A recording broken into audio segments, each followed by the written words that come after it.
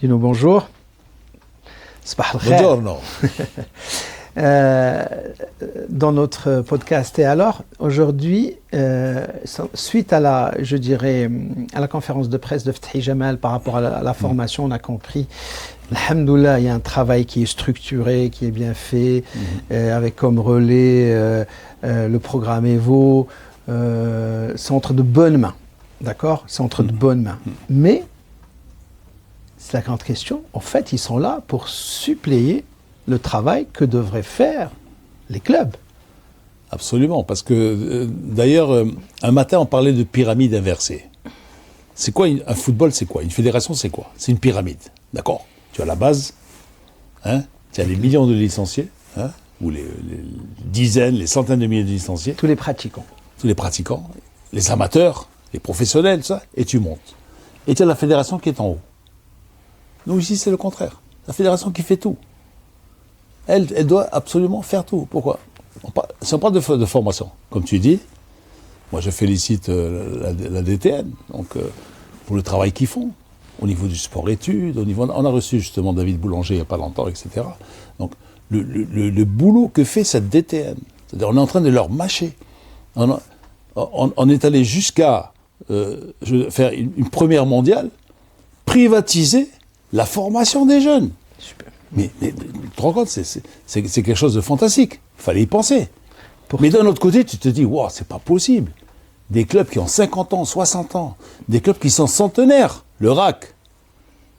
Tu es obligé de leur dire, écoutez, excusez-moi, messieurs, vous êtes incapables de former des jeunes. Donc si vous voulez, moi je peux vous faire former des jeunes. C'est ça. Ouais, alors, mais après, parce que le foot a changé. Le foot a changé. Par exemple, moi je prends comme exemple, parce que je suis casablancais, je suis né ici, j'ai joué, donc, tu le sais, donc au RAC. Et à l'époque, chaque club avait une identité. Tu avais des joueurs d'un tel quartier, par exemple au RAC, c'était le Marif, Medina Al-Qadima, c'était Tiran Al-Boumbia, c'était là, on se retrouvait tous au RAC. Parce que tu avais d'anciens joueurs comme Ben Abisha, comme Azmi, comme Daoudi, qui habitaient, et ils nous emmenaient, quoi. Mais bien sûr, on jouait dans le quartier, et moi Moujahid, c'est lui qui m'a emmené. Et puis, par ailleurs, tu avais Saïd Randi, tu avais Dolmi, tu avais tous ces joueurs qui étaient à Darb Sultan. Donc, non seulement ils avaient une identité, je dirais, d'appartenance, mais même une identité de jeu qui a été développée. Mais bien sûr, bien sûr. C'est le cas. On peut prendre un autre exemple. Londres. C'est les quartiers. Quartier. Arsenal, Highbury, Chelsea. C'est le quartier de Chelsea. Ouais. Tottenham, c'est le quartier de Tottenham. Ouais. C'est ça. Au Maroc, ça existait. Tu avais, l'USM, c'était quoi ? C'était le centre-ville. L'USM, c'était Stade Philippe et tout ça. Les Roches-Noires, c'était les Roches-Noires. L'USA, c'était Bourgogne. Donc, chaque quartier. Après, le WAC, c'était l'ancienne Médina. Le Raja, d'Abralef. Dab Sultan, tout ça. Le TAS, le TAS, carrière centrale. Haï Mohamedi, carrière centrale, comment on l'appelait. C'est tout. Et d'abord, parce que l'équipe s'identifiait à un quartier, et après, dans ce quartier, tu avais des terrains vagues. Moi, je me rappelle quand on était gamin, on faisait des derbies, Roche-Noire-Belvédère, on jouait où ? En face au cinéma Olympia, il y avait un terrain vague qui restait un terrain vague pendant longtemps. On jouait là-bas. Pareil. Il y avait plein. Il y avait Terrain Loubila, Mexique, au Rogent, tu avais au moins 4-5 terrains vagues où tu pouvais jouer au foot. Pareil. Vous jouez au foot. Maintenant, il y a des terrains de proximité. On les a remplacés par les terrains de proximité. Et après, tu avais des dirigeants, mais qui suivaient les jeunes. Moi, j'ai assisté à des derbies juniors, Raja, WAC, Raja. Tu avais Mkwar qui venait, tu avais Matib Bouabid qui venait. Je confirme. Tu avais les deux comités qui venaient. Les gosses étaient motivés, les jeunes étaient motivés. Et ils avaient non seulement les entraîneurs, Allah yarhamou Bassalem, qui étaient la détection du WAC, en face tu avais le Boudali.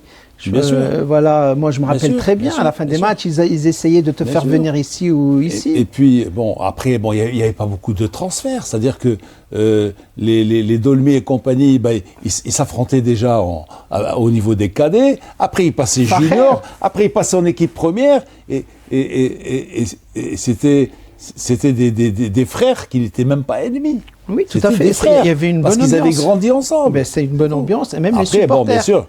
le meilleur gagne. Mais il y avait ce sentiment de fraternité, d'union, de famille qui n'existe plus aujourd'hui. Donc, en fait, les clubs ont péché par rapport à cet esprit qui régnait. Absolument. Et qui faisait l'essence des clubs. Bien sûr. Maintenant, c'est vrai, le constat, regarde, il est amer. Quand tu prends, que ce soit les grandes équipes de Casablanca, WAC, Raja, Ouais. Combien de Casablancais? Bah écoute, combien de Casablancais d'abord, il n'y en a pas beaucoup. Combien sont montés Combien avec de toutes les Wydadi, jeunes? combien de Rajaou en équipe nationale? Chez les jeunes ou chez les seniors. T'en as un. Que tu le veuilles ou non, tu prends n'importe quelle équipe. Tu prends la Tunisie, tu as 2-3 joueurs de l'Espérance.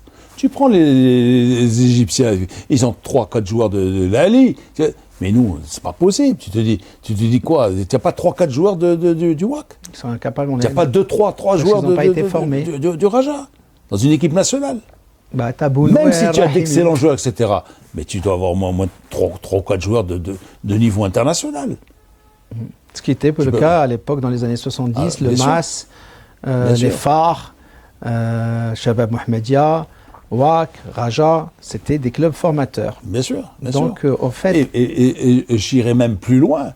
Ce que beaucoup de nos auditeurs ne savent pas ou ignorent peut-être, c'est qu'en 76, quand tu as gagné la CAN, ben, on a sucré les 3 ou 4 joueurs qui jouaient en Europe. Hein. Moustapha Yaksha et compagnie. Hein. Louzani et les quelques joueurs qu'on avait qui jouaient en Belgique, en Suisse, en France et tout ça.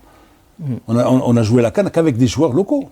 tout à fait. Alors qu'on pouvait ramener un Moustapha Yaksha. Yaksha qui était le stratège du Servette de Genève. Ouais, tout Quand à même. C'est pas le Servette de Genève d'aujourd'hui. Hein.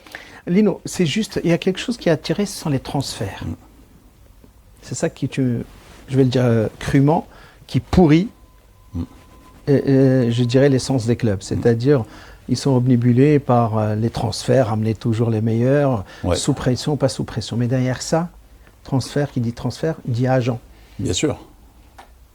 Ben, Surtout agent, que ben, moi, je fais référence à une interview de Mouta, où il y a la pression des agents pour que, même Oui, sur sa formation, bien sûr, quand mais il y bien a un sûr, agent, il a bien 5 sûr. ou 6 joueurs dans un club. Mais je dirais le mal, le grand mal aujourd'hui du football, pas seulement du football marocain, du football international, de tout le football, du football avec un grand F, ce sont les agents.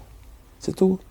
Mais tu dois voir les pratiques. Tu as des pratiques en Italie, par exemple. Tu as même des agents qui payent un club. Tu vois, il dit, je t'amène un tel. Tu me donnes 30 000 ou 40 000 dollars. Je te donne 30 000 ou 40 000 dollars. Rien que tu le fais jouer un petit peu. Donc, on n'est pas contre les agents, mais il faut réguler. Il faut qu'il y ait des normes coercitives, par exemple, pour astreindre les clubs à imposer sur une feuille de match, par exemple, 2 joueurs formés dans le club, des taxes sur les transferts. Tu payes une taxe sur les transferts. C'est même pas être pour ou contre les agents. Les agents, pour moi, en football, ils ne doivent pas exister. Carrément. Ils ne doivent pas exister. C'est le club. Est-ce qu'ils sont tous juristes? Ils sont tous avocats? Non. À la rigueur, moi, joueur, je veux me protéger. Je vais signer dans un club, d'accord? Mais j'amène avec moi un avocat. Ouais, et je lui dis, bon, maître, est-ce que je peux signer? Explique-moi qu'est-ce qu'il y a dans le contrat. Et il va dire, ouais, non, c'est bon, tu peux signer. Existait, dis-nous, dans les années 60, 70. Écoute, moi j'avais un oncle qui connaissait très bien Giancarlo Beltrami, qui était directeur sportif de l'Inter de Milan. Et je sais comment que Beltrami, quand il a fait venir Müller, par exemple, Hansi Müller, qui était de Stuttgart. De Stuttgart, le numéro 10. Stuttgart, ouais. Il a amené à l'Inter de Milan. Il est venu avec son avocat. Et il me disait, en fait, les joueurs, avant de signer un contrat, ils viennent avec l'avocat. Ils demandent conseil à un avocat. Ou l'avocat du club, même de Stuttgart. Ou... Oui, l'avocat du club ou un avocat. C'est-à-dire que du joueur qui défend les intérêts du joueur. Il lit le contrat et il dit ouais, tu peux signer. Allez, vas-y, signe. Non, écoutez, il peut lui dire au club, non, il y a cette clause-là, elle n'est pas très claire. Mais tu es bien d'accord qu'il y a des perditions. Tu peux te faire aider. En fait, on crée de mais par quelqu'un qui est là, je ne sais pas, bon, moi, tu vois, qui est un intermédiaire. C'est-à-dire, parce qu'en fait, tout compte fait, l'argent créé par le foot doit rester dans le foot. Bien sûr. Sauf que là, il y a une déperdition par des intermédiaires. C'est comme dans tout système. Dès qu'il y a un intermédiaire, il y a une perte de charge, perte de valeur, ce que tu veux. Bien sûr. Donc, il faut réguler justement Au max, c'est impossible maintenant que le Bien sûr. football Mais fonctionne sans les c'est agents. des grands clubs européens. Ils ont eu des problèmes de quoi? Mais de rétrocommission. Parce qu'après, on me dit, ah non, mais la FIFA, elle impose un taux maximum. Un taux maximal de... Ah ouais, d'accord. Ouais, sur le papier. Mais derrière, Je te fais le truc. Et après, après, le mec te dit, non, hey, vous m'avez donné 10%, ça c'est la FIFA. Hein. Mais moi, si vous voulez que je vous amène Flaine, moi c'est 30% que je veux. Ou 20%. C'est tout, c'est ça. C'est pas la même chose que le showbiz. Le showbiz, bien sûr, l'acteur de cinéma, le chanteur, il a besoin d'un impresario. Ah d'accord, mais voilà. Donc en fait, on a oublié le joueur, et maintenant le joueur c'est un artiste. Il est comme un artiste. Attends, c'est un artiste, ouais, d'accord. Sauf pas la qu'il même joue chose pour une l'impresario. L'impresario, parce que, en fait, l'impresario, qu'est-ce qu'il fait? Il dit, bon, toi, tu es un chanteur, toi, pense à chanter, pense à enregistrer tes trucs, aller dans les studios, etc., etc.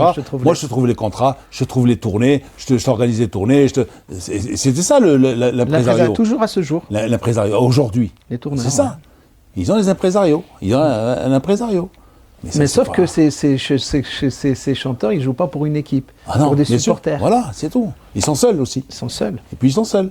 Donc en fait, c'est les clubs qui sont mal structurés, entre guillemets, pas assez structurés pour prendre en charge les joueurs juridiquement, un accompagnement, et même pour les former dès le départ. Par exemple, quand tu le prends dès le cadet, tu dois lui mettre en place une structure qui l'accompagne justement. Absolument. Mais même, c'est pas gratifiant pour un club de traiter avec n'importe qui. Ouais, d'accord. Tu veux discuter le contrat? Moi, je te propose un contrat. Tu veux le discuter? D'accord. Amène ton avocat. Donc, je dirais, un des éléments qu'il faut régler, c'est le problème, enfin, c'est pas un problème, les agents, mais réguler cette fonction, mettre en place des lois, bien la cadrer, parce qu'on se le dit tous. Maintenant, certains clubs dirigent, certains agents dirigent les clubs et ils ont la main même sur la formation. Que va aligner l'entraîneur. Absolument. Sans les nommer, on les connaît. Tu as des grands agents dans un Portugais, par exemple. Bon, c'est Mendes. Mendes, par exemple. Mendes, il se trouve que dans des clubs, des fois, il a 5, 6, 7 joueurs. Des fois, il a même l'entraîneur. Ils sont sous contrat avec lui. Attends. Tu crois pas qu'il peut lui dire, dis-moi, José, tu n'as pas fait jouer beaucoup Hernano cette année.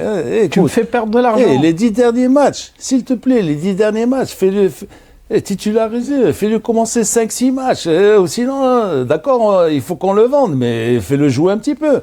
Tu crois qu'ils ne disent pas ça? Ils se disent pas ça? Oui, bien sûr. Ben voilà. Et les autres, ils le font. Même sans avoir 5-6 joueurs, ils le font. C'est tout. Mais je peux en témoigner aussi. Bien sûr. Quand j'entraînais les espoirs du WAC, j'avais des gens qui m'approchaient, des agents. Ça serait bien que tu prennes celui-là. Mon cher Hicham. Attention, même il y a des gens que je venais à l'entraînement, je ne les retrouvais plus parce qu'il y avait des agents qui les ont pris, ils les ont emmenés ailleurs. Voilà. Le football, mais que de tous ces joueurs, j'en avais 4 ou 5 qui sont partis, aucun n'a percé. Le football 2.0 a besoin d'un bon nettoyage. Et l'interview de Laurentiis à la CBS à Los Angeles, il a mis le doigt sur la plaie, il a dit non, il y a quelque chose qui ne va pas. Il y a plein de choses qui ne vont pas dans le football d'aujourd'hui. Mais bien sûr. On perd l'essence même. Bien sûr. Merci Lino.